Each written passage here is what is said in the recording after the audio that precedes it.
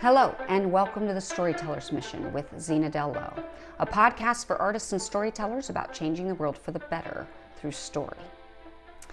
Last week, we talked about the different kinds of obstacles that a character might face in the course of a telling that they might have to overcome as they're pursuing their goal.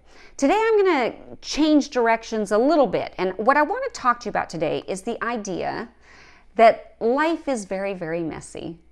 And that, unfortunately, one of the things that writers often want to do is correct things through story that were real-life things that happened to them. Now, you may know what I'm talking about. This is where you've had something bad happen to you in your past, and now you want to write that scene, and you kind of want to fix it, and you want to say those things that you never got to say in real life, and boy, you're really going to let that person have it. And this seems to be something that's happening a lot as people are writing more autobiographical stuff. Now, by the way, I have been asked by a number of people to have a class for people that are specifically trying to write autobiographical material because people need help doing it, especially if they're not storytellers. And a lot of people have stories to tell. Don't get me wrong, a lot of people have stories to tell. And so, of course, we should be writing our own stories. We should learn from our own stories. It's how we grow. When we look at our own stories, we learn a lot about ourselves, and hopefully then we're making better choices about the future. So I'm a big proponent in understanding your own story and even telling it if it's useful to others. The problem is that so many times autobiographical material becomes self-indulgent. It becomes self-aggrandizing. See, Lulu agrees. Because it is all about you and you see yourself as a victim, how you've been victimized, that sort of thing. Rarely in real life do we have those moments of high drama where we feel like, yes, everything unfolded exactly like it was meant to unfold. It just doesn't happen very often.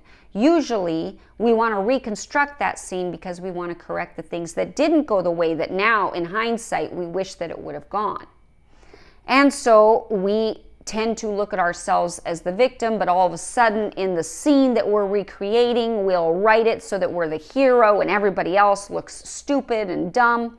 And that is the impulse, that is the temptation to forge a drama out of our own life that will correct those little bad things. So clearly, that's not a good idea because it doesn't make for a good story. And I'm going to tell you a little story here. I think I've probably mentioned this before, but I just love it so much and it's so helpful to us. And it has to do with Sir Laurence Olivier when he was in the play called Farewell to Arms. And apparently he was having a terrible time playing the character of Sergius. And at one point, director Tony Guthrie stopped by after the show and saw him in his dressing room and said, "Hello, how are you doing?" And Olivier started griping about how difficult this role was for him to play. And at one point, Tony Guthrie asked him, "But don't you love Sergius?" And he exploded and said, "Who could love him? He's a conformist who provides little except providing cues for other people's witticisms." And Guthrie said, "Well, if you can't love Sergius, you'll never be very good at playing him, will you?" And later, Olivier credited Guthrie with a true breakthrough in his own acting. He realized you needed to love the characters. And this gets us back to why it's often a bad idea to write autobiographical material, because we don't love those other characters. In fact, the whole reason a lot of times where we're writing them is because we see them as the villains in our story. We see them as the villains and we are the victims. We are the oppressed, we're the ones that are wronged, and so we want to right the wrong, but we don't actually love them, and therefore we don't give them a fair shake. We can't see the world through their eyes, and therefore we tend to write them poorly. They end up being very one-dimensional, and that's not a good thing in any kind of a story. So I don't encourage you to do that. Now, that doesn't mean that you shouldn't write an autobiographical story. In fact, I wouldn't be working on this class that I hope to have if I thought that we shouldn't be writing our own stories. The key is that we have to get beyond our own limited view in that story. In fact, here's the thing. I'm going to warn you now, if you want to write your own story, be prepared to have compassion and empathy for the villains in your story. Because that's a great deal of some of the work that we're going to be doing in this class, is getting out of your perspective and trying to see it through theirs. You won't be able to write this story the way that you think you will if you do that, because it forces you to have to understand the world according to that person. What are they really about? What's going on with them? And the minute you do that, you can't hate them anymore. And by the way, this is a lot of what trauma work does. Trauma work is wonderful because what it does is it allows you to look at the wrongs that have been done to you, but without victimizing yourself and without vilifying others. I can look at my parents and go, okay, I didn't get what I needed. That doesn't mean that they're horrible, evil people. It means that they weren't able to provide me what I needed. That's all. And all of a sudden, it's not a me versus them thing. It's just the reality. So I can see the deficiencies. And by the way, that's important because it's also not good to ignore those things. I've got to be honest to be able to see the things I didn't get and see the ways in which I was damaged by their behaviors and actions, but without vilifying them and thinking that they are the villain in my story. Because if I do that, now I'm the victim. And guess what? Now I'm justified in doing every bad action, and victims are the worst. Victims think they're entitled to everything. So I don't want to do that either. I have to take ownership of the things that now have happened to me, and what are my responsibilities? How can I fix these things? What do I need to do to correct these things for myself?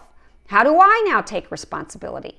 And that's what happens when you start working on an autobiographical story with this particular perspective. You can no longer hate those people. In fact, you'll come to love them. So I encourage you to be careful. If you want to hold on to that hate and bitterness, you probably don't want to take my course when it's available. Okay, so again, if you write a story that's based on the SOBs or ignoramuses that you've had to tolerate for your entire life, it is unlikely to be a good story. And that's why your attitude is the one that has to change. It also means that you have to understand the psychology of the person behind it. Now, this again becomes a slippery slope. As I talked about last week, sometimes people do things because they're broken. Sometimes people do things because they're evil. We need to be able to understand the difference. And maybe you do have a true villain in your life. Sometimes what we have to come up with is we have to come to the point where we can see that. One of the things that actually has happened in my own recovery is that it was very difficult for me to say out loud that some of my father's behaviors were evil. I didn't want to say that out loud. I still struggle. You probably just saw me squirm right there just saying it. It is hard for me to say that. But sometimes we have to get to the point where we can actually admit that another person's motives were evil. And it wasn't just, well, you know, they did the best they could. No, sometimes it's the opposite of that. We have to come to learn to say something is evil. And that's true in our stories too. But that means we have to understand it from that perspective. See, if we have a character that is truly embarking on an evil goal, we can't give them these broken motivations and try to humanize him always. We have to be looking at it as a spiritual issue. You know, this was one of the things that really bothered me in the Star Wars series with poor Anakin Skywalker, who goes over to the dark side and kills all the little Jedi Knights in training and all this. They tried to justify that through a human means. They tried to make him sympathetic. He was worried about his wife dying. He was worried about that. He was so worried that he ends up going on this killing rampage. They actually tried to make him sympathetic in something that is evil and heinous. A better way to approach that would be to show the truth of a character who is attracted to the darkness. Oh, we like it. We like it. There's a part of us that could always be seduced to the dark side. That's what makes it interesting. Not trying to justify his going to the dark side because of human foible and fear. No, but because he likes it, and because he likes it, he destroys everything. That's the truth. That's the truth. That's what we should have explored. So we need to be able to do likewise in our own stories. We need to understand those sorts of motivations. Now, having said that, that isn't to say that there aren't still nuances, right? There aren't complications or three-dimensional things motivating. There can be a great deal of brokenness in a character's background that is a villain, and yet their solution is evil, right? They've become a selfish, self-aggrandizing, self-indulgent, careless, reckless, hateful human being who has a very well-developed sense of entitlement. And yet it can be because they were horribly abused. It doesn't excuse, the fact that they were horribly abused doesn't excuse their current actions. And yet we can see both. We can have sympathy for the kid that was abused and still hate their solution. That's the point. That's the point. And this is why none of us are without excuse. The point is that you can't make them one-dimensional even in their evil role. They still have multi-dimensional things at play, and we have to try to account for all of it, which can get rather tricky sometimes. That is the acid test. How do you do it? How do you do it? Well, that is the trick. To return to the subject of autobiographical writing, here's another reason why I often discourage it. It's because we tend to think of ourselves as being acted upon rather than acting. And so what that means is that when you write something autobiographical, you typically look at yourself as being a passive character where all these things happen to you. Nobody comes home from the store and says, oh my gosh, guess what I did, or guess what action I took. Usually people say, guess what just happened to me, as if something just happened to them, right? So that can be problematic when you're the main character of something. If you're thinking about yourself as having been acted upon, you're not going to write a very dynamic, active main character. Because what is a main character? Well, it's somebody who has an objective and then they pursue it relentlessly. But the problem is, again, in autobiographical work, sometimes it's hard to even identify if it's autobiographical. What was your character after? What did you want? And then what steps did you actively take to get it? Because it's really just a meandering of all the bad things that happened to you, and you don't want to do that. So that can be kind of a problem. Of course, passivity is a problem in a lot of stories I'm reading anyway. There are so many passive characters, and if I can encourage you to do anything, I would go back and look at your characters and see what your character is doing to drive the action of the story, not to just react to the story. See, a lot of people, I think, are mistaking reacting to driving the action. A reactor is somebody where something bad happens and then they react to it and they're running and they're hiding and they're doing all these things, and we think that now they're action oriented or that they're driving the action. No, that's not quite correct. They're just being reactors. You want actors. You want people that are driving the action. So, okay, something bad happens, but guess what? This person planned ahead. You know, they had this secret clandestine meeting with the underground to try to get some sort of special technology device that is going to sell somewhere on the black market for millions. Okay, let's just say that. And here they meet with them, and then something goes wrong. All of a sudden, the cops are soaring overhead, and all these bungees are coming down, and they're robo-cops, so they're not actually real people, but our character planned ahead. So now she takes off running, and she's running, but she slides around the corner where she's planted explosive around the perimeter of this meeting just in case something went wrong. And now she waits for those robocops to get just to the right place, and then boom, she ignites it. And that causes smoke and debris and explosions to go up in the air. She temporarily gets rid of the robocops. Notice she's not killing real people. She kills the bad guys that are robocops. And then she gives herself a little bit of time to escape. Otherwise, she wouldn't have done that. Now, they can't see her in the drones that they're using to try to find people because of all the smoke and debris in the air. It gives her a chance to kind of get away. Maybe there's a tunnel access that she has. She's able to get there, get inside the tunnel, take off running, and now she's active. And now she's thinking, okay, they found me. They knew I was going to be here. Now what do I have to do? The gig is up. There's nowhere I can go. They're gonna plaster my face all over the planet. Everybody's gonna know I'm gonna be on the most wanted list. But you know who's really going to be at risk is the people that know me. They're in danger. I've got to get that secret signal to my mother so that she knows to get out of the house, because they're going to go there, they're going to get her, they're going to question her, they're going to torture her. My mother is in danger. I won't get there before the bad guys get there. I've got to get to her now, which means I've got to go to this place and do that. So now she goes to that place and she does that. And then in the meantime, maybe there's somebody that she was in that meeting with that she stumbles upon who's been wounded but has also gotten away. And now she has to make a choice. Well, do I help this guy or not? If I help him, that might slow me down. But I've got to do that because I'm a human person that cares about other people, and so I'm going to help him. I've got to get him to the safe house. But then I've got to go back and make sure that my mom got away and that we can meet at the right place. I mean, you know, I'm making all this up as I go. But the point is, your character needs to be active. They can't just be reactive. And this is how you do that. You think of all the action steps they have to take to now overcome the situation. You use these thing that's happened as the obstacle that they're faced, and now they have to come up with action steps to overcome that obstacle. What do they want? How do they get it? What steps do they take to achieve it?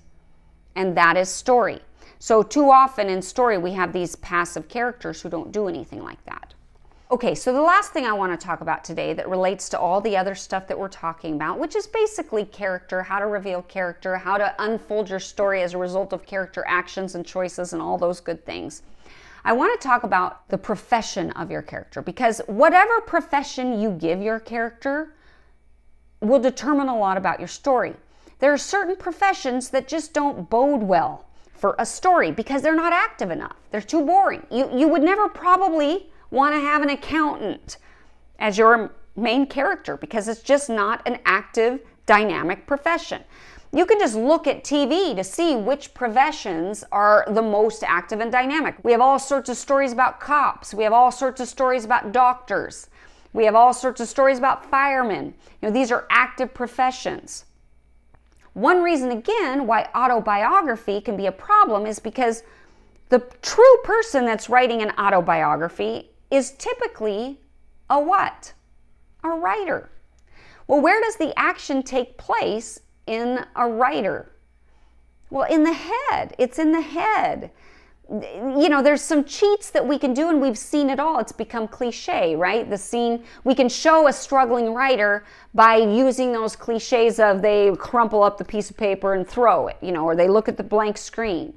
There's a Jane Fonda movie where the director took it one step further and had Jane Fonda not just throw a piece of paper, but she takes her typewriter and throws it out the window. So those are cliches, though. Those are cliche visual cues that it's a struggling writer.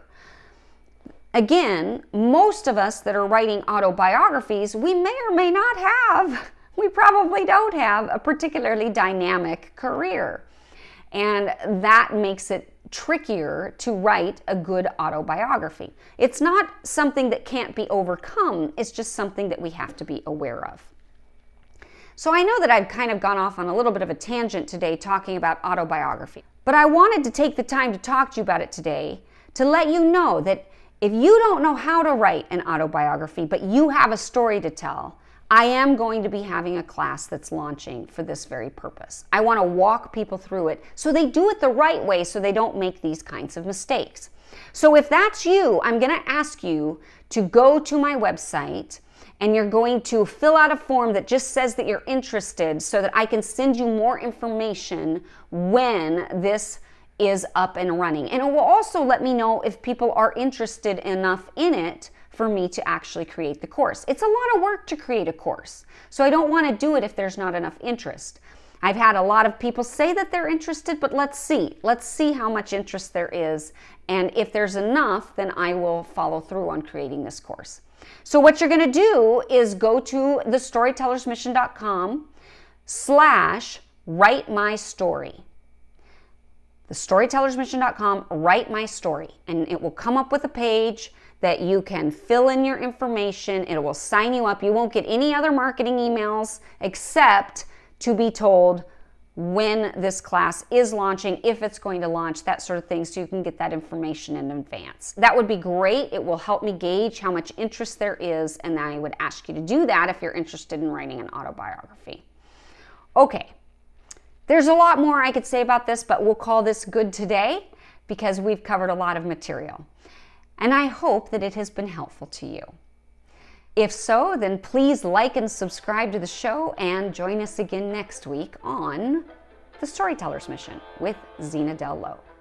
May you go forth inspired to change the world for the better through story.